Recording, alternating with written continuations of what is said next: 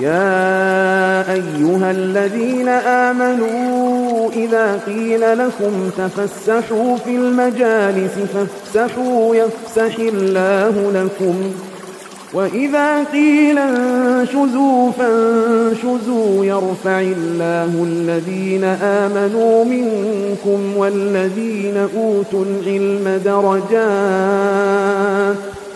والله بما تعملون خبير. السلام عليكم ورحمة الله وبركاته. إن الحمد لله نحمده ونستغفره ونعوذ بالله من شرور أنفسنا ومن سيئات أعمالنا من يهد الله فلا مضل له ومن يضلل فلا هادي له أشهد أن لا إله إلا الله وأشهد أن محمد عبده ورسوله لا نبي بعد. Alhamdulillah, segala puja dan puji syukur kita panjatkan hanya kepada Allah Subhanahu wa taala Rabbal alamin. Serta salawat dan salam selalu kita curahkan kepada Nabi kita Muhammadin sallallahu alaihi wa ala alihi wa sahbihi wasallam, kepada keluarganya, kepada para sahabatnya, juga orang-orang yang mengikuti dan mencintainya sampai hari kiamat. Para hadirin, ikhwan dan akhwat yang dimuliakan dan dirahmati Allah Subhanahu wa taala. Alhamdulillah, di hari ini Allah Subhanahu wa taala pertemukan kita masih dalam pembahasan tentang kisah atau biografi Utsman bin Affan radhiyallahu an. Kemarin sudah kita ambil sedikit tentang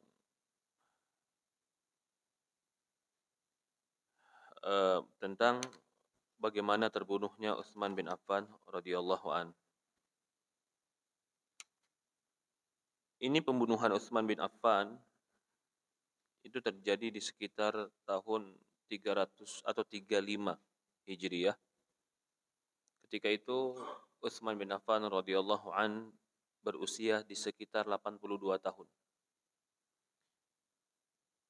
Rasulullah, Abu Bakar dan Umar itu meninggal di sekitar usia 62 atau 63 tahun.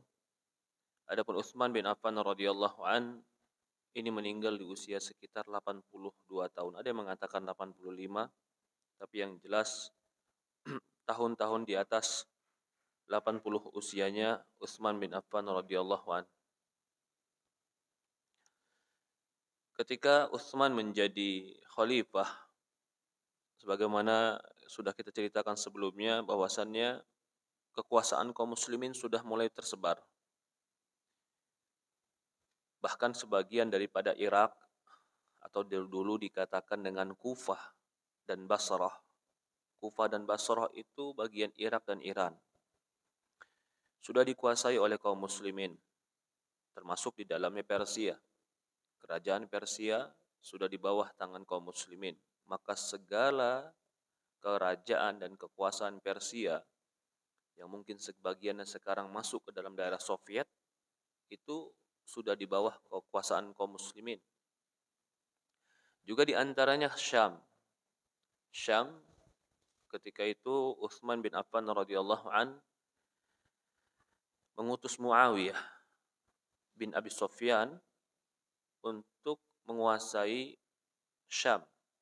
Bahkan Muawiyah pernah menyerang Ciprus dan akhirnya Ciprus di bawah kekuasaan kaum muslimin, sebagaimana dikisahkan bahwasannya Jordan, sebagian daripada Syam itu termasuk di antaranya Palestina, dimasuk di antaranya juga Syria, bahkan sebagian daripada Turki mungkin sekarang sebagiannya itu sudah masuk dalam kekuasaan kaum muslimin. Adapun ke arah Afrika, kekuasaan kaum muslimin ketika itu sudah sampai kepada Mesir, Libya, Jazair, bahkan sebagian daripada Spanyol itu sudah masuk dari kaum muslimin. Jadi kalau kita melihat ini, sudah sangat besar kekuasaan kaum muslimin. Kebesaran dan kekuasaan kaum muslimin ini tentu akan mempengaruhi bagaimana keadaan politik kaum muslimin. Ketika di zamannya Umar mulai ekspansi dan perluasan, ketika di zaman Abu Bakar mensolidkan kaum muslimin dari dalam dan tidak mengekspansi keluar. Ada perbedaan-perbedaan di dalam setiap kekuasaan ini yang intinya kekuasaan di zaman Utsman bin Affan menyebabkan banyak orang-orang yang masuk Islam tapi tidak dididik oleh Rasulullah. Ini perbedaannya. Mereka sebagiannya mungkin bekas Yahudi, atau sebagiannya juga mereka adalah orang-orang yang tidak mengenal Islam. Maka di situ pula di awal zaman Utsman bin Affan radhiyallahu an mulai bacaan Quran itu berbeda-beda. Kenapa berbeda-beda? Karena memang sebagian mereka bukan Arab Quraisy yang membaca Quran. Sebagaimana kita tahu, Persia, Basrah atau di atasnya Persia, Irak dan semisalnya itu bukan berbahasa Arab. Dulunya bukan berbahasa Arab. Tapi sekarang mereka mulai berbahasa Arab walaupun bahasa Persia mereka masih mereka gunakan. Yang seperti ini bukan hanya mempengaruhi dalam ilmu agama, tapi mempengaruhi sikap dan juga ketaatan. Sehingga karena mereka bisa dikatakan bukan lagi orang-orang yang terdidik sebagaimana terdidiknya para sahabat, maka mudahlah mereka terprovokasi. Siapa yang memprovokasi mereka? Kalau dulu para sahabat sangat mulia, sangat menghargai Utsman, sangat menghargai Abu Bakar. Bahkan mereka malu kalau harus mengangkat kepala mereka di hadapan Utsman bin Affan, apalagi Ali bin Abi Thalib. Mereka nggak mau. Tapi orang-orang yang baru-baru masuk Islam ini, sebagian mereka punya background yang berbeda-beda, ya, karena memang euforia, kekuasaan, kekuatan kaum muslimin memaksa mereka mau tidak mau mereka lebih nyaman dengan Islamnya. Jadi ada yang masuk karena kebutuhan, kesempatan, ada masuk juga karena memang ikut-ikutan, ada juga masuk tapi tidak belajar Islam dengan benar. Kesempatan kelemahan ini kelemahan sebenarnya. Mulai banyaknya kaum muslimin, mulai lebarnya kaum muslimin, walaupun para sahabat telah melakukan maksimal. Setiap daerah, setiap gubernur, pasti yang dipilih adalah orang-orang yang berilmu. Bukan hanya berilmu dalam perkara dunia, tapi dia berilmu dalam perkara agama. Muawiyah menguasai Syam. Muawiyah bin Abi Sufyan, orang yang sahabat yang menguasai ilmu dan agama. Bahkan sebagian lagi diutus untuk Basrah dan semisalnya.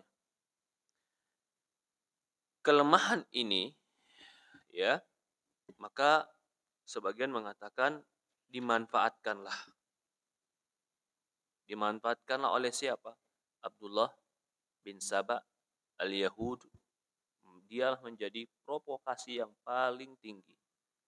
Jadi disinyalir, para ulama mensinyalir Abdullah bin Saba ini adalah dia susupan Romawi untuk menghancurkan kaum muslimin.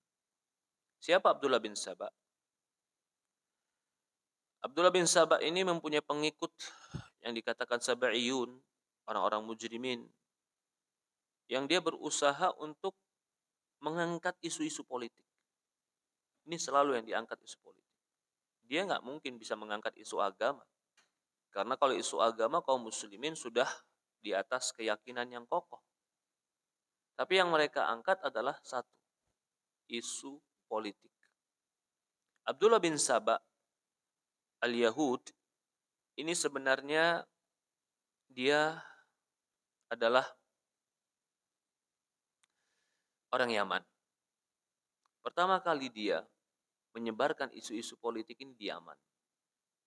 Tapi ternyata orang Yaman nggak menggubris apa yang menjadi isu dia. Diangkat nih, isu-isu supaya mulai mengkritisi. Ternyata di Yaman dia nggak laku.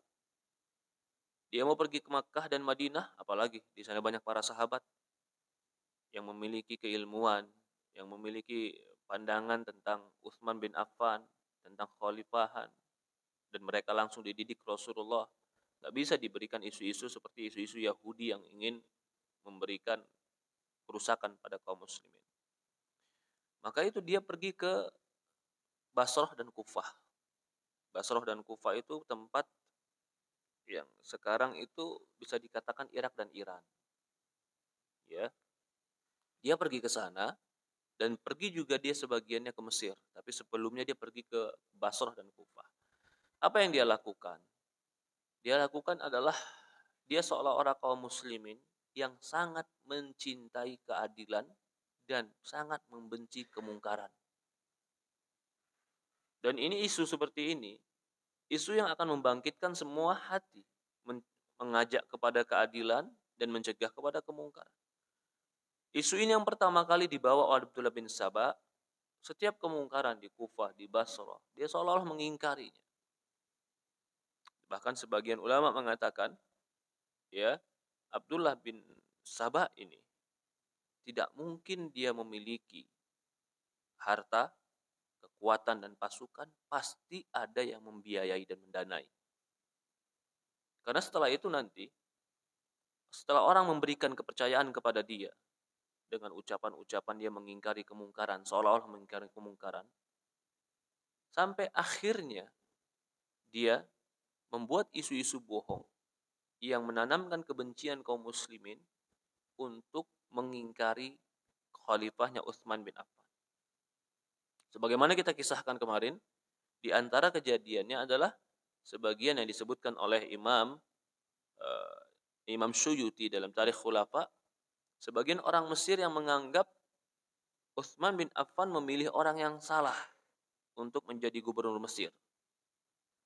Isu ini semakin ditangkap oleh Abdullah bin Saba, dia pergi ke Mesir untuk mematangkan isu ini. Isu bahwasannya ini ketidakadilan, ini adalah nepotisme, beraneka ragam. Bertambah lagi isu-isu dengan Utsman gak ikut perang Badar, Utsman juga di Uhud kabur. Mereka buat isu-isu bohong seperti itu. Memang Utsman tidak ikut Badar, tapi karena izin dari Rasulullah SAW. Rasulullah mengizinkan dia untuk tidak ikut.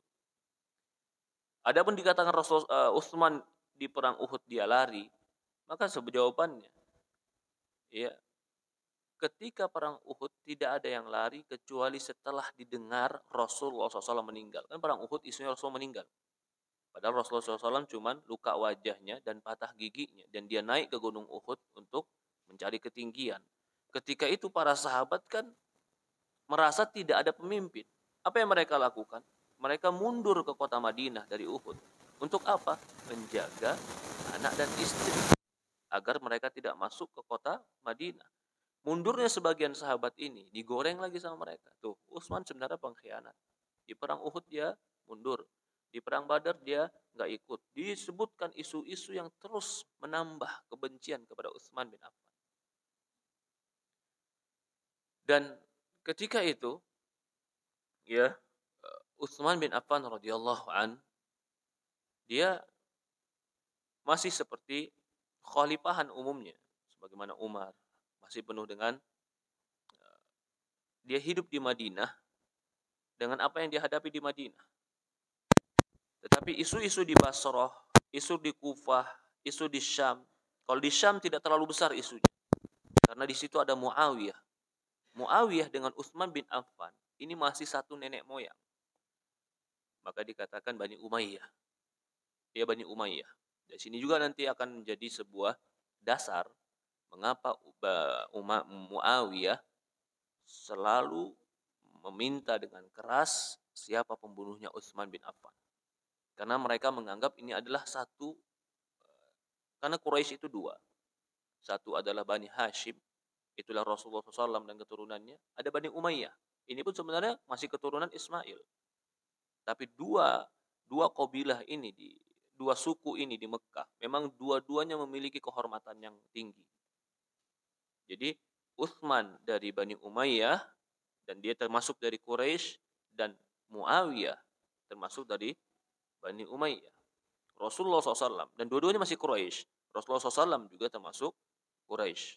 Jadi dua kabilah ini asalnya adalah kakak adik, yang semuanya keturunan dari Ismail alaihissalam. Kedustaan-kedustaan terus disebarkan. Ketika itu karena kelemahan ilmu yang kita katakan tadi, mulai bersebarnya Islam, orang-orang baru masuk Islam, terutama di Kufah dan Basrah dan Mesir, maka ketika itulah mulai bergulinglah terus bola salju ini menjadi besar. Terus Abdullah bin Sabah dia mengisukan ini sampai dia bisa memiliki pasukan.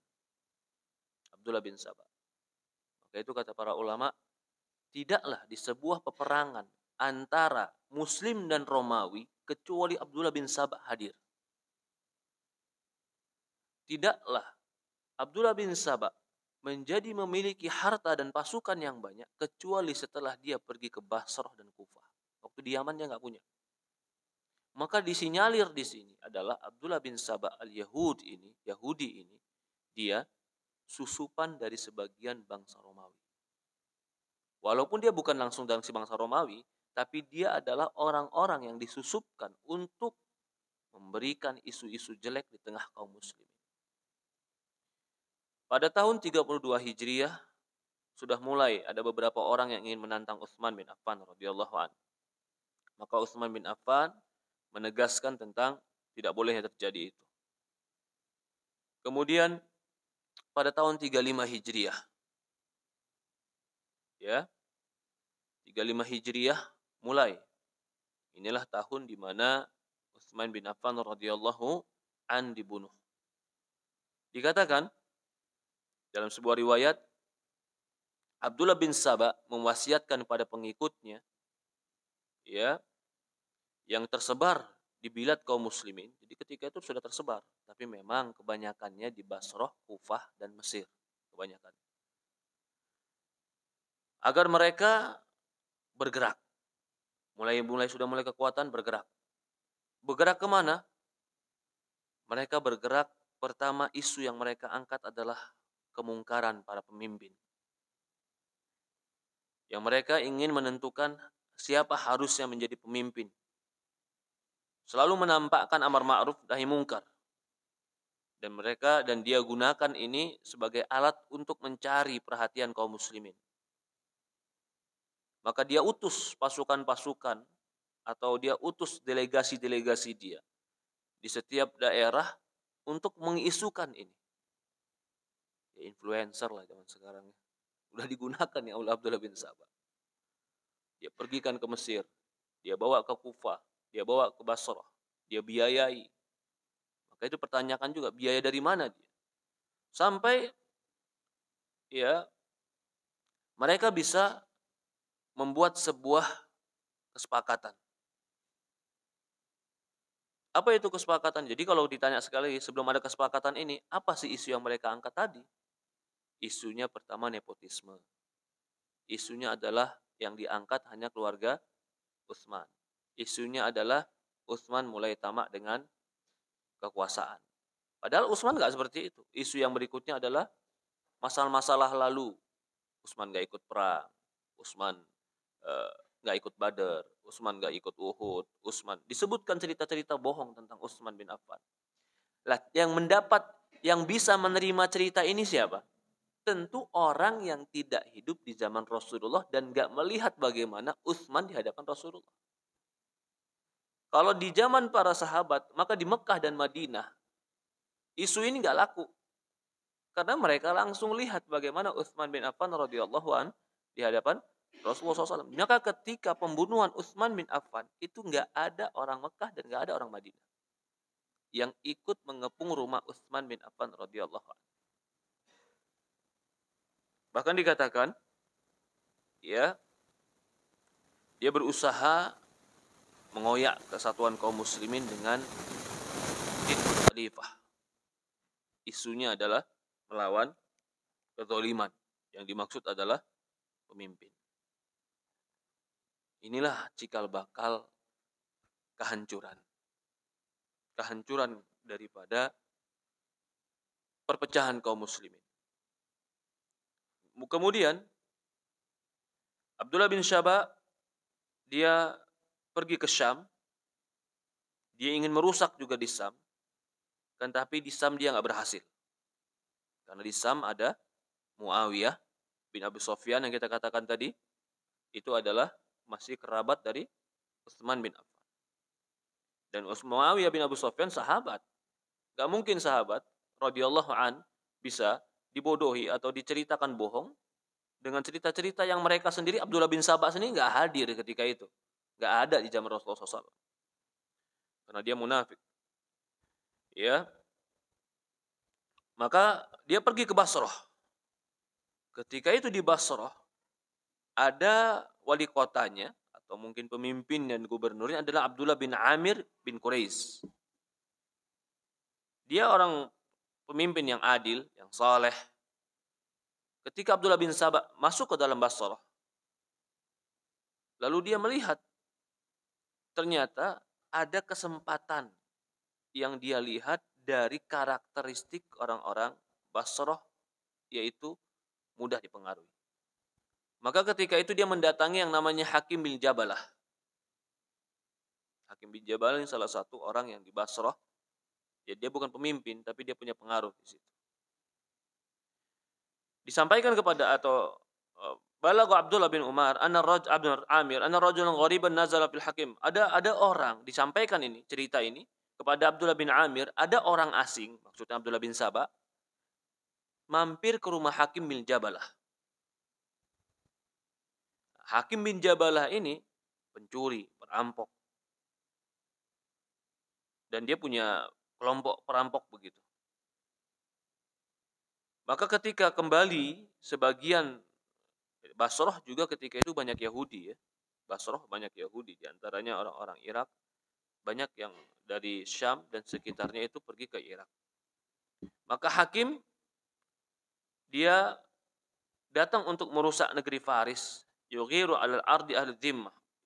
Ya'tadi alal ardi muslimin. Dan dia berusaha untuk merusak kaum muslimin. Berjalannya waktu, datanglah yang dikatakan kelompok Sabi'iyun. Sabi'iyun ini adalah pengikutnya Abdullah bin Saba, maka dikatakan Sabi'iyun. Dikatakan di sini, terus Abdullah bin Saba dan pengikutnya selama 6 tahun membangun kebencian dan terus memprovokasi kaum muslimin di atas kalimat amar ma'ruf nahi mungkar. Dia terus berusaha ini sampai di akhir tahun 35 di dalam waktu pembunuhan Utsman bin Affan radhiyallahu an, ketika itu Abdullah bin Saba mengumpulkan sekitar hampir 6.000 orang. Itu di musim haji. Jadi mereka sengaja pergi ke Madinah itu bukan di waktu di luar musim haji. Dia sengaja pergi ke Madinah, ke Mekah di waktu musim haji. Jadi dari mulai Ramadan, sebelum Ramadan, orang itu sudah mulai jalan untuk pergi ke Dzulhijjah. Bisa haji Dzulhijjah. Abdullah bin Saba sudah buat. Sebagian orang semua bersiap-siap agar semua bisa berkumpul di bulan Dzulhijjah di Madinah. Jadi pergerakan mereka yang berbondong-bondong dari segala arah, bahkan dikatakan hampir 6.000 itu, dari Mesir juga ada, dari Basrah, dari Kufah, tidak dicurigai sebagai sebuah gerakan yang ingin pergi ke Utsman. Tapi dianggap sebuah normalitas, yaitu kaum muslimin yang mau pergi haji. Kaum muslimin yang mau pergi haji. Ternyata betul, mereka semua pergi di haji tahun 35 itu, berkumpul mereka di Mekah. Tidak selesai hari tasyrik belum selesai. Bahkan sebagian meriwayatkan mereka sudah mulai meninggalkan Arafah sebelum hari tasyrik selesai. Jadi hari tasyrik 3 hari, hari kedua mereka sudah pada pergi semuanya ke Madinah. Bahkan ada yang sebagian mengatakan tidak. Hari tasyrik ketiga mereka sudah di Madinah. Berarti kemungkinan sebagian mereka tasyrik ketiga, kedua pun sudah meninggalkan kota Mekah. Ketika itu, kalau orang haji beneran, kan nggak mungkin hari tasyrik kedua dia berangkat. Dia harus selesaikan dulu hari tasyrik. Hari tasyrik ketiga betul disunahkan untuk melengkapi. Tapi kalau tidak berangkat, hari tasyrik kedua dia berangkat tanpa ada alasan, dia harus bayar dam. Memang di tahun itu Utsman bin Affan radhiyallahu an tidak haji. Di tahun itu Utsman bin Affan tetap di Madinah. Ada beberapa sahabat yang ketika itu tidak haji. Di antaranya adalah Ali bin Abi Thalib. Juga di antara Tolhah, di antara Zubair, di antara Sa'ad, itu nggak ikut haji. Di tahun itu. Ada di Madinah. Pasukannya Abdullah bin Sabah dengan beberapa isu yang mereka bawa, mulailah mengepung rumah Utsman bin Affan. Awalnya, mereka bukan mengepung rumah Utsman bin Affan. Mereka datang dulu ke sebagian para sahabat membawa isu yang sedang mereka bawa. Termasuk isu tentang gubernur Mesir yang zalim. Padahal isu gubernur Mesir yang zalim itu sudah jelas. Utsman mengatakan ganti kalau kalian nggak suka. Tapi kan sebagaimana kita kisahkan kemarin dikisahkan oleh Imam Syuyuti, begitu mereka ingin pergi ke Mesir mengganti khalifah, tiba-tiba ada orang yang berkuda membawa surat yang berbeda. Di situ ada stempel Utsman bin Affan memerintahkan membunuh mereka yang membawa surat pertama. Ini kan pertanyaan siapa yang mengirim surat ini? Begitu didatangkan ke Utsman, Utsman mengatakan aku nggak bikin surat itu. Tapi kenapa kok ada stempel? Dicari ini siapa yang bikin stempel. Maka ketika itu kan Utsman sedang berusaha menginvestigasi siapa yang membuat. Tetapi karena 6.000 orang sudah berkumpul di Madinah. Sementara Madinah sendiri ketika itu sepi. Kenapa? Orang-orang masih di Arafah, di musim haji. Gak ada orang di Madinah di musim haji. Terutama di hari-hari tasyrik. Mungkin selesai hari tasyrik seminggu baru orang pada pergi ke Madinah. Di hari-hari tasyrik semua orang masih di Mekah. Madinah sepi, tapi 6.000 orang ini sudah mengepung rumah Utsman bin Affan radhiyallahu anhu. Dengan beberapa macam isu tadi. Di antara isu yang kita bilang, ada orang yang ingin membunuh, ada orang yang... Sampai akhirnya, Utsman bin Affan bertemu dengan beberapa sahabat. Dinasihati beberapa sahabat. Utsman radhiyallahu an ketika itu bertanya kepada sahabat, apa yang kita lakukan? Ada isu mereka ingin mengganti khalifah. Dia bertanya kepada para sahabat, sebagian sahabat musyawarah. Kata sahabat yang lain, kalau memang isunya mereka mengganti khalifah, jangan kau turuti. Karena kalau kau turuti, nanti akan menjadi sebuah adat dan kebiasaan. Kalau mereka nggak suka, mereka akan mengepung istana, mereka akan mengepung penguasa, dan mereka akan gulingkan penguasa. Jangan ikuti. Jadi pilihannya apa? Pilihannya, Utsman tetap tidak mau mengikuti. Tapi Utsman diam di rumahnya. Bahkan dalam sebuah riwayat dikatakan dia dikepung hampir 30-40 hari. Dikepung di rumahnya. Apakah Utsman nggak bisa melawan? Jawabannya Utsman bisa melawan kalau dia mau melawan. Karena pasukan dia lebih banyak. Dia presiden, dia khalifah. Tapi Utsman ketika itu tidak mau menjadi penghancur dan pemecah belah kaum muslimin. Ini sikap Umar ketika itu. Utsman ketika itu. Maka Utsman punya 3 pilihan. Dikatakan oleh sebagian sahabat, kamu punya 3 pilihan. Pilihan pertama, kamu perangi mereka, usir mereka. Pilihan kedua, kau pergi ke Mekah. Pilihan ketiga, kau pergi ke Syam. Di Syam ada Muawiyah, ada akhuk, ada kerabatmu yang akan membelamu.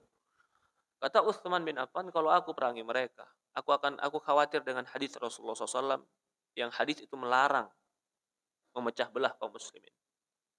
Kalau aku pergi ke Mekah, maka ke Mekah pun bukan sebuah solusi buat aku. Kalau aku pergi ke Syam, aku meninggalkan kota yang dimana Nabi SAW berada di sini. Maka dia tetap ingin berada di Madinah. Ya. Terus bergejolak. 40 hari ini bergejolak. Mereka minta supaya Utsman pertama tuntutannya tadi. Siapa orang yang merubah cap itu? Tunjukkan kepada kami. Ada juga yang minta supaya isu diganti pemimpin-pemimpin dan khalifah-khalifah karena dianggap itu nepotisme. Sampai akhirnya, sebagaimana kita katakan kemarin, ada orang yang bernama Muhammad bin Abi Bakar. Ya, Muhammad bin Abi Bakar, dia berusaha masuk ke rumahnya Utsman bin Affan radhiyallahu anhu. Sebelum ini terjadi, sebenarnya Ali bin Abu Thalib radhiyallahu an sudah memerintahkan kepada orang-orang untuk menjaga rumahnya Utsman bin Affan. Dalam riwayat dikatakan, Ali bin Abu Thalib sudah memerintahkan Hasan dan Husain jaga pintu rumah Utsman bin Affan. Bahkan dalam riwayat dikatakan, Hasan dan Husain berada di pintu rumah Utsman bin Affan, di pintunya. Tapi orang-orang ini masuk itu bukan melalui pintu. Ternyata mereka masuk rumah Utsman bin Affan melalui belakang dan mereka masuk dari atapnya Utsman bin Affan. Ketika mereka masuk rumah Utsman bin Affan melalui atap, dia ketemu istrinya. Lalu ditanya, mana Utsman bin Affan? Istrinya dalam keadaan ketakut mengatakan, Utsman di kamar. Mereka buka kamarnya. Ternyata Utsman bin Affan sedang membaca Quran di dalam kamar. Di usia dia yang 82 tahun. Orang tua. Yang sudah dulu 82 tahun ini, tiba-tiba Muhammad bin Abu Bakar, sebagaimana kita katakan tadi, atau pernah kita ceritakan kemarin, dia langsung memegang dan ingin membunuh Utsman bin Affan. Utsman bin Affan langsung mengingatkan kepada Muhammad bin Abu Bakar tentang perbuatannya, bahwasannya kalau bapakmu tahu ini, dia tidak akan ridho kepada perbuatanmu yang ingin membunuhku. Maka Muhammad bin Abu Bakar ketika itu langsung terhentak, berhenti, nggak mau membunuh Utsman bin Affan. Mundurlah Muhammad bin Abu Bakar. Begitu dia keluar dari kamarnya, tiba-tiba sudah terdengar Utsman bin Affan dibunuh dalam keadaan digorok mati. Ketika itu semua kaget. Karena begitu digorok langsung lari lagi dari atas. Maka itu kata para ulama, sampai hari ini tidak ada sejarah yang bisa menyebutkan siapa dengan pasti pembunuhnya Utsman bin Affan. Inilah fitnah. Kalau Abu Bakar, Umar bin Khattab ada, Abu Lu'lu'ah, orang semua tahu, yang bunuh melihat. Orangnya bisa didapatkan dan dia mati pula. Abu Lu'lu'ah mati dalam keadaan dia bunuh dirinya sendiri. Begitu juga pembunuh daripada Zubair atau dikatakan Tolhah pembunuhnya, atau Abdullah bin Zubair. Zubair dibunuh oleh seorang yang dari Basrah di Kufah ketika peperangan Jamal. Ketika dibawa orang itu, tahu siapa yang ngebunuh. Tapi pembunuh Utsman memang tidak ada saksi yang melihat wajah pembunuhnya. Sampai istrinya sendiri ketika ditanya kepada Ali bin Abi Thalib, begitu terdengar suara Utsman terbunuh, kota Madinah langsung Ali datang ke rumah Utsman bin Affan. Tanya sama istrinya, siapa yang membunuh? Kata istrinya nggak tahu. Disebutkan tadi Muhammad bin Abu Bakar, apakah dia yang membunuh? Kata istrinya, dia memang masuk, tapi yang kulihat dia nggak ngebunuh. Jadi ketika Muhammad bin Abu Bakar bicara dengan Utsman dan Utsman memperingatkan dia bahwa bapakmu tidak akan ridho kalau kau bunuh aku, istrinya Utsman ketika itu dengar. Muhammad bin Abu Bakar mengatakan, aku nggak jadi bunuh semenjak dikarenakan aku dinasihati oleh Utsman. Aku berpaling. Tapi pembunuhan itu tidak ada yang menjadi saksi pasti siapa yang membunuh. Ini yang menjadi fitnah. Isu apa yang disebarkan lagi? Inilah kata para ulama awal fitnah kaum muslimin dan menjadi sebuah fitnah peperangan di antara setelahnya. Peperangan Siffin, perang antara Ali bin Muawiyah. Peperangan Jamal, peperangan antara pasukan Ali yang di dalamnya di situ ada, di seberang ada Tolha, di seberang juga ada Aisyah, di seberang juga ada yang lain. Peperangan antara sahabat. Bukan karena sahabat, nanti akan kita ceritakan sedikit tentang itu. Tapi intinya, sebab awal pembunuhan ini menjadi terbukalah pintu fitnah yang luar biasa. Kenapa pintu fitnah? Setelah itu, mereka semua, setelah membunuh, mereka cuci tangan semua. Kami nggak ada yang bunuh. Gak ada yang bunuh, kami gak ada yang bunuh. Gak tahu siapa yang bunuh. Ali bin Abu Thalib datang. Bahkan dalam sebuah riwayat, Ali datang kepada Hasan dan Husain bilang, kamu tahu siapa yang masuk ke rumahnya? Gak tahu, kata Hasan dan Husain. Kata Ali bin Abu Thalib, kan aku sudah perintahkan kau jaga pintu ini. Dalam riwayat disebutkan dalam Tarikh Khulafa, sampai Hasan dan Husain dipukul oleh Ali bin Abu Thalib karena dianggap lalai menjaga Utsman bin Affan. Orang-orang yang telah berkumpul 6.000 tadi, begitu meninggalnya Utsman bin Affan, dia langsung datang kepada Ali bin Abu Thalib cuman membisikkan kepada, ayo kami baiat kau sumpah setia. Kami baiat kau sumpah setia.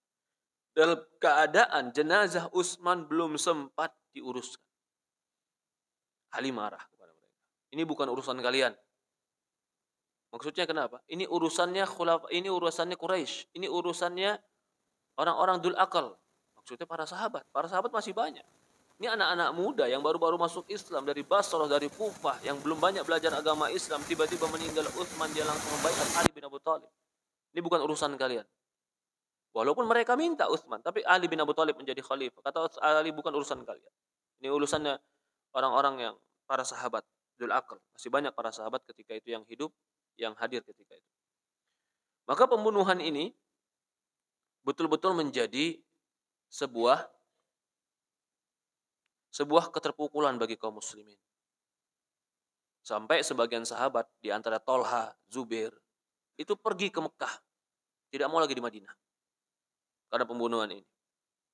Maka disinilah mulai diurus semuanya, lalu dibaiatlah Ali bin Abu Thalib. Dikuburkannya Utsman bin Affan radhiyallahu an di kuburan Baqi'. Dan dia termasuk salah satu khulafa Rasyidin yang dikuburkan di Baqi'. Utsman bin Affan dikuburkan di Baqi'. Apa yang terjadi setelah dibaiatnya Ali bin Abu Thalib? Ada beberapa isu yang mengatakan Muawiyah tidak mau membaiat Ali bin Abu Thalib. Muawiyah dijadikan gubernur di Syam itu karena tunjukannya Utsman. Begitu meninggalnya Utsman, kekuasaan kembali kepada Ali bin Abu Thalib. Tetapi isu yang tersebar ketika itu sempat Ali bin Abu Thalib memerintahkan, setelah beberapa lamanya Ali memerintahkan untuk diganti. Jangan Muawiyah, digantilah dengan Abdullah bin Abbas.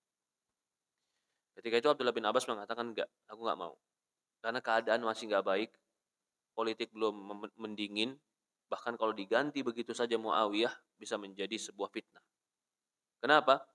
Karena Muawiyah orang yang paling dekat dengan Utsman dan paling vokal untuk menuntut siapa pembunuhnya, Utsman bin Affan.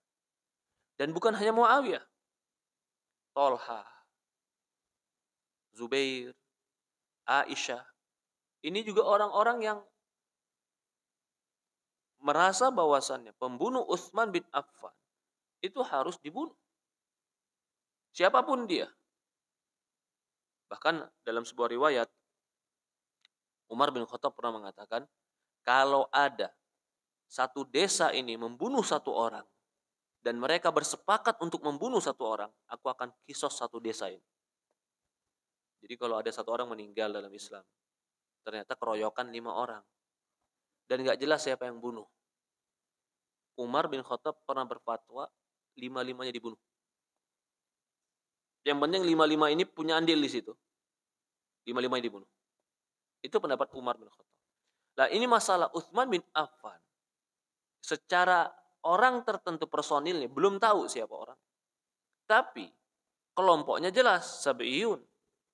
Pengikut dari Abdullah bin Sabah dan sebagian orang Kufah dan sebagian orang Basrah.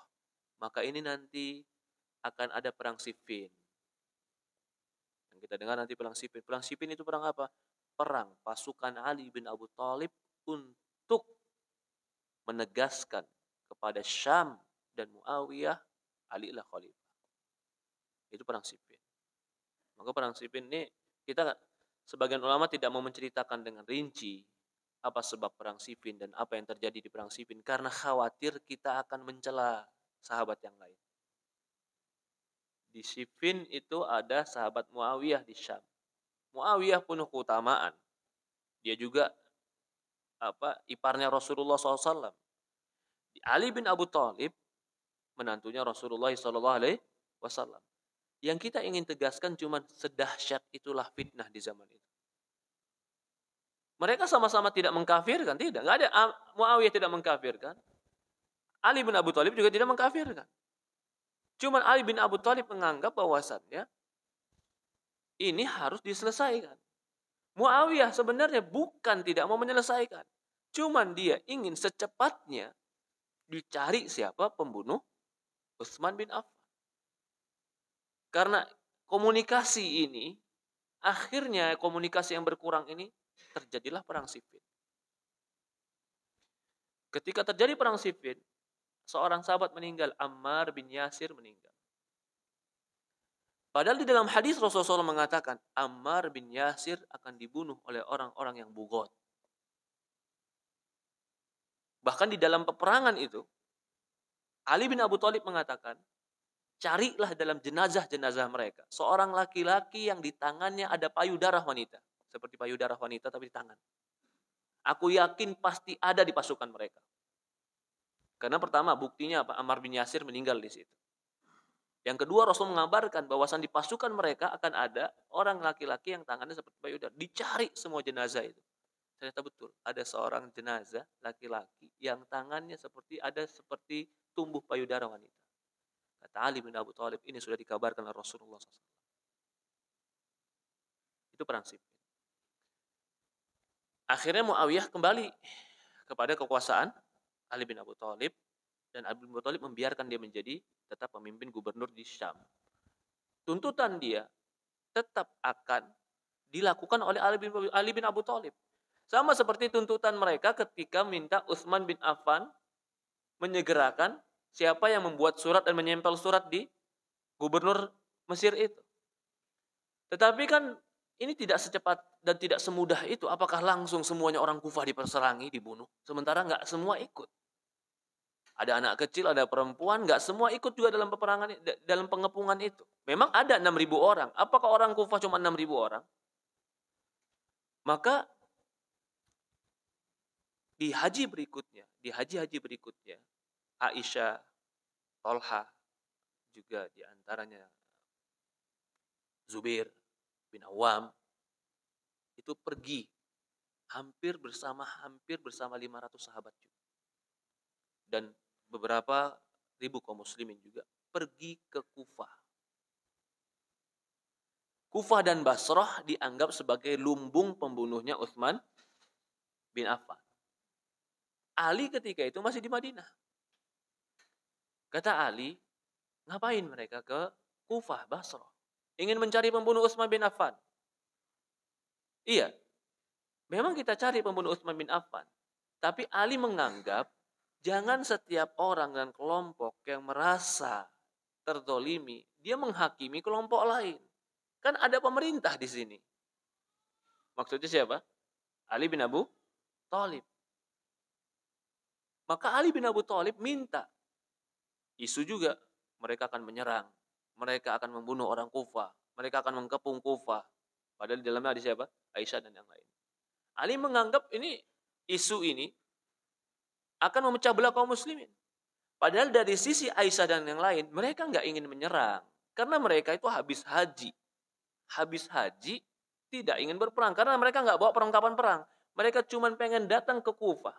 Dan bertemu orang-orang Kufah. Menyerahkan siapa pembunuhnya Utsman bin Affan. Kesempatan ini digoreng lagi sama kaum Sabah. Mereka masuk kepada pasukannya Aisyah. Mereka masuk pada pasukannya Kufah. Mereka masuk lagi dalam pasukannya Ali bin Abu Thalib. Dimasukkanlah isu ke Ali bin Abu Thalib. Mereka ingin menyerang Kufah. Inilah yang nanti akhirnya jadi perang Jamal. Perang yang dimana peperangan itu berhenti dikarenakan ontanya Aisyah jatuh, kakinya patah. Begitu jatuh ontanya Aisyah, kakinya patah. Aisyah sudah di atas Jamal, di atas onta. Mereka khawatir bunuhnya. Zubair mereka bunuh, sahabat yang lain mereka bunuh.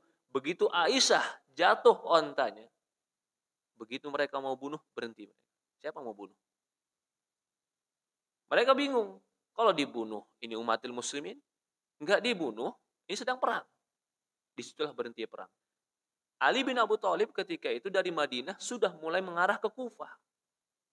Ini nanti insya Allah kita akan ceritakan di peperangan Jamal, ya kalau memang Allah mudahkan. Peperangan Jamal, apa sebab dan bagaimana. Jadi intinya, pembunuhan Utsman bin Affan ini menjadi isu, digoreng lagi, Ali punya andil pembunuhan Utsman. Kenapa? Kenapa nggak langsung menyerahkan? Isu ini dibuat lagi oleh kaum Sabaiyah. Mereka menyusup ke sana dan kemari. Lah, ini membakar dari kelompok Muawiyah, yaitu Bani Umayyah, keluarga besar Utsman bin Affan, Quraisy juga. Dan banyak juga para sahabat di situ. Dan di situ ada Muawiyah bin Abi Sufyan yang terus menuntut. Yang akhirnya nanti sampai kepada Hasan merasa ketika meninggalnya Utsman, Ali bin Abi Thalib meninggal kan. Siapa yang membunuhnya? Yang membunuhnya jelas. Pembunuhnya adalah seorang penghafal Quran. Pembunuh Ali bin Abi Thalib, penghafal Quran. Isunya apa? Sama. Hampir mirip dengan isu yang dibunuhnya Utsman bin Affan. Dengan alasan amar ma'ruf nahi mungkar. Ya Allah. Jadi, kalau kita lihat sejarah, hancurnya kekuasaan kaum muslimin, isunya hampir sama. Lahirnya Syiah Rafidhah. Syiah Rafidhah itu lahir gara-gara dia menganggap ya Ali aku akan bersama. Syiah. Tapi begitu dia betul mengkutuskan Ali, ini pun Abdullah bin Sabah yang buat. Begitu mengkutuskan Ali, sampai mereka mengatakan Utsman, Umar, Abu Bakar kafir. Sampai seperti itu bisa dibuat oleh Abdullah bin Sabah di tengah kaum muslimin. Pertanyaannya, kaum muslimin mana yang bisa terbawa dengan isu ini? Kaum muslimin yang mereka tidak langsung belajar dengan Rasulullah. Karena perkembangan kaum muslimin sudah berjalan. Itu padahal sekitar mungkin baru sekitar 40 tahun atau 30 tahun meninggal Rasulullah SAW. Orang udah banyak masuk Islam. Tapi masuknya mereka tidak betul-betul belajar sebagaimana para sahabat radhiyallahu anhum. Maka keluarlah namanya kelompok Rafidhah. Rafid Syiah itu adalah partai yang Syiah itu ya kelompok yang membela Ali. Ada lagi nanti kelompok yang namanya Sabaiyah. Kelompok yang betul-betul membenci Ali. Karena dianggap Ali adalah tidak atau membenci Ahlul Bait. Membenci Ahlul Bait. Ini semua dasar daripada kehancuran. Ternyata dasarnya satu, provokator utamanya dan tokohnya satu, Abdullah bin Sabah al-Yahud, yang akhirnya dia menjadi salah satu pelopor pendiri daripada sekte Syiah. Ini disebutkan oleh para ulama tentang ini. Ya, tentang peperangan dan juga perpecahan kaum muslimin ini. Para hadirin jemaah, teman-teman yang dimuliakan dan dirahmati Allah Subhanahu wa taala. Ini jadi kalau kata para ulama, siapa membunuh Utsman sampai hari ini enggak ada yang tahu. Siapa yang bunuh Utsman enggak ada yang tahu. Tapi kalau dari sisi kelompok betul.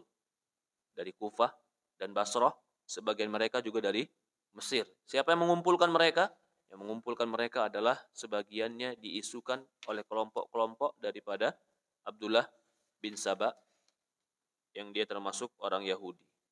Banyak prestasi-prestasi yang didapatkan atau yang dilakukan oleh Utsman bin Affan radhiyallahu an di masa dia. Disebutkan oleh para ulama, hal-hal yang pertama kali dilakukan oleh Utsman dan tidak dilakukan oleh orang yang lain. Yang pertama, Utsman pertama kali memberi tanah kepada siapa yang berhak menerimanya. Jadi dia membagi-bagikan tanah kepada kaum muslimin. Yang kedua, dia orang menjadikan binatang mendapat perlindungan di ladang-ladang. Jadi binatang itu tidak boleh sembarangan dibunuh, tapi binatang memiliki hak-hak untuk berada di ladang-ladang. Juga dia yang pertama kali merendahkan suara di saat takbir. Dia yang pertama kali menaburkan bau harum di dalam masjid di zaman Utsman bin Affan. Juga perluasan Masjid Nabawi itu perluasan lebih luas dimajukan ke depan mihrabnya sampai dikatakan mihrab Utsman bin Affan Itu perhatian Utsman bin Affan kepada Masjid Nabi SAW, dan dia tinggikan ketika itu Masjid Nabi SAW. Juga dia yang pertama kali memerintahkan para muazin untuk memandangkan azan 2 kali pada hari Jumat. Jadi dari Jumat azan 2 kali itu adalah perintahnya Utsman bin Affan. Jadi di zaman itu di hari Jumat orang-orang masih pada ramai berkeliaran di pasar, maka Utsman memerintahkan muazin untuk azan duluan. Azan pertama ini agar orang-orang bersiap-siap Jumatan. Azan kedua barulah masuk waktu sholat. Tapi disebutkan juga oleh para ulama, jarak antara azan pertama dan azan kedua di zaman Utsman itu tidak dekat. Kalau zaman sekarang kita azan pertama, azan kedua kan dekat sekali ya, Jumatan. Azan pertama, habis itu sholat 2 rakaat, langsung azan kedua, langsung khutbah. Kalau di zaman Utsman bin Affan sebenarnya azan pertama itu jauh. Jadi orang-orang yang memiliki kesibukan di pasar itu bisa bersiap-siap untuk Jumatan. Maka di sini juga dibahas oleh para ulama, apa hukum azan 2 kali di waktu Jumat? Apakah termasuk bid'ah? Karena Rasulullah nggak pernah melakukannya. Yang pertama kali melakukan adalah Utsman bin Affan. Maka jawabannya itu tidak bid'ah. Kalau dia bantah lagi, bukankah itu berarti mengada-ngada? Zaman Rasulullah nggak ada, tiba-tiba Utsman mengadakan. Apa jawabannya, Pak? Ada yang bisa jawab?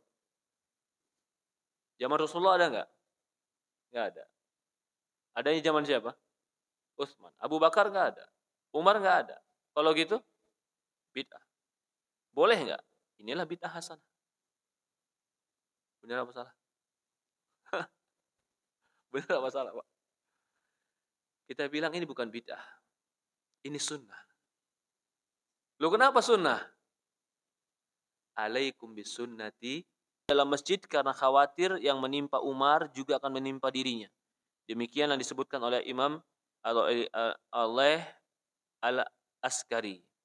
Utsman adalah orang pertama kali menimbulkan perselisihan di antara umat sehingga satu dengan lainnya sering menyalahkan. Padahal sebelumnya mereka hanyalah berbeda dengan masalah-masalah fikih.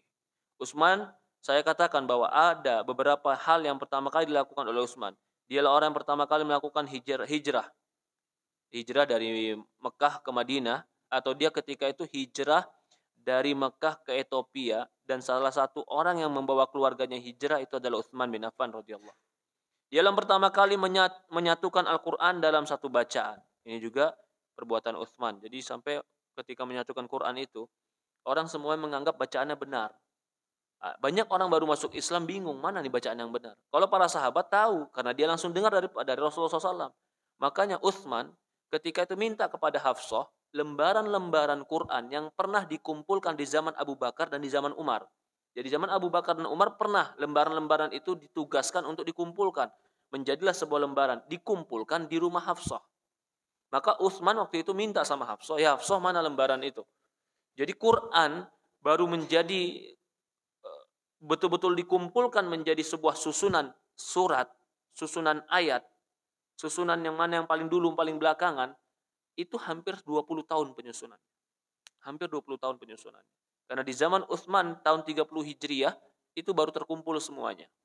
Karena ketika itu manusia berselisih sampai Utsman mengatakan dia buat Quran itu, dia kumpulkan Quran yang disepakati oleh para sahabat, para qurra, semua para sahabat pembaca dan penghafal Quran mengkoreksi bacaan itu, tulisan itu sampai mereka semua sepakat. Ini bacaan yang kita dengar Rasulullah. Sampai Utsman mengatakan, kalau kalian dapatkan bacaan yang berselisih pendapat antara bacaan A dan bacaan B, jadikanlah bacaan orang Quraisy yang menjadi dasar kalian. Karena Quran diturunkan dengan bahasa Quraisy dan lahjah, logat orang Quraisy. Maka Utsman mengatakan bahasa Quraisy, orang Quraisy lah yang menjadi penentu mereka. Jadilah Quran tadi satu nuskhah. Utsman langsung memerintahkan buatlah nuskhah yang banyak. Dibuat beberapa nuskhah Quran. Setiap nuskhah ini dikirimkan ke setiap pojok negeri kaum muslimin, dikirimkan ke Syam, dikirimkan ke Kufah, dikirimkan ke Basrah, dikirimkan ke Ethiopia. Lalu dia perintahkan semua Quran selain Quran ini dibakar. Itu di zaman Utsman, mempersatukan kaum muslimin agar tidak berbeda-beda bacaannya. Setelah mereka tahu bahwasannya bacaan yang aslinya seperti ini, ya apalagi di zaman itu banyak faktor. Pertama, tidak semua orang berbahasa Arab waktu itu. Sudah banyak negeri-negeri ajam yang masuk. Yang kedua, tidak semua orang bisa baca Quran ketika itu.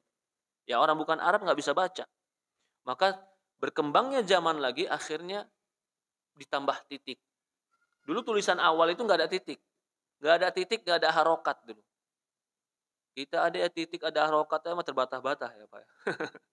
Bagaimana zaman itu nggak ada titik, nggak ada harokat. Semakin banyak orang asing, ajam, bukan Arab yang masuk, ditambahlah titik. Biar nggak salah baca. Semakin banyak lagi orang ajam masuk, baru ditambah harokat. Biar tambah maknakan arti lagi. Jadi ini salah satu salah satu jasa Utsman kepada Islam yang sangat besar adalah Utsman bin Affan membuat Al-Quran atau menyatukan Al-Quran untuk kaum muslimin. Dan jasa itu betul-betul menyatukan kaum muslimin. Jadi kalau mengatakan Utsman lah, karena Utsman lah pertama kali kaum muslimin berselisih, itu adalah ucapan-ucapan yang jelek.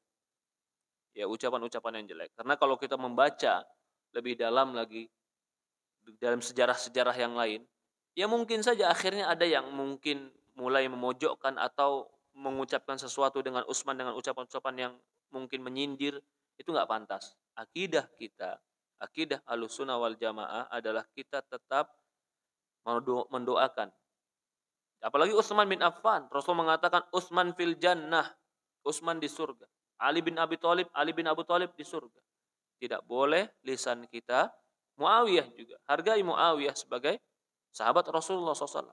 Apalagi Aisyah, jangan dikarenakan perang Jamal, Aisyah ikut perang Jamal lalu kita meremehkan Aisyah. Aisyah itu setelah dia perang Jamal, setiap dia mengingat perang Jamal dia menangis. Menyesal, kenapa aku harus pergi ke Basrah. Ali bin Abu Thalib ketika di perang Jamal bilang apa? Ya laitani mittu. Ya laitani mittu qabla hada.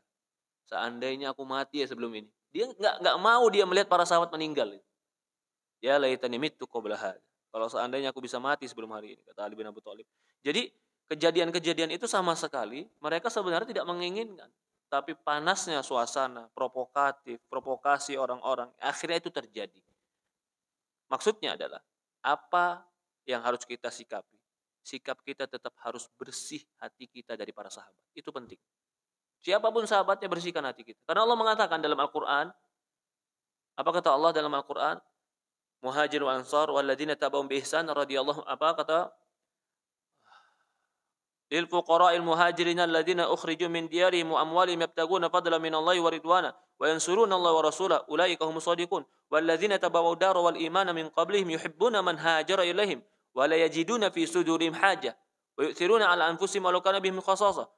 Lalu setelah itu walladzina ja'u min ba'dihim yaquluna rabbana ighfir lana wa li ikhwanina alladzina sabaquna bil iman fala taj'al fi qulubina gillan. Kan Allah menyebutkan muhajir Allah puji.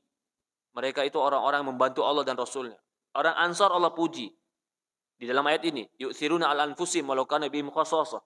Mereka mendahulukan orang lain walaupun mereka butuh. Lalu yang ketiga Allah puji siapa? Walladzina ja'u min ba'dihim. Dan orang-orang yang datang setelah mereka, setelah Muhajir dan Ansar. Berarti siapa ini? Muhajir dan Ansar setelahnya adalah setelah Fathul Makkah, para sahabat. Dan orang-orang setelah mereka, apa yang Allah puji? Yang mereka mengatakan Rabbana alladzina ja'u min ba'dihim yaquluna Rabbana ighfir lana wa li ikhwanina alladzina sabaquna bil iman. Ya Allah, ampuni kami dan orang-orang sebelum kami yang telah beriman. Fala taj'al fi qulubina ghillan. Jangan kau jadikan di hati kami ini ghil, ketidaksukaan, keirian, kedengkian, benci kepada siapa? Muhajir dan Ansar.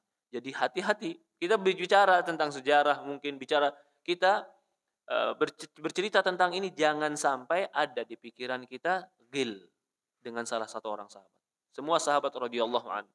Kita enggak al-khabar laisa kal muayyanah. Berita yang tersebar tentu tidak seperti kejadian yang pastinya. Yang kita baca dalam buku sejarah ini hanya umumnya. Tapi kita tahu bahwasannya garis-garis ini terjadi memang karena sebagian orang-orang Yahudi yang menghancurkan kaum muslimin. Allahu a'lam. Ya, insyaallah di pertemuan akan datang kita masuk ke dalam sejarahnya Ali bin Abi Thalib radhiyallahu an.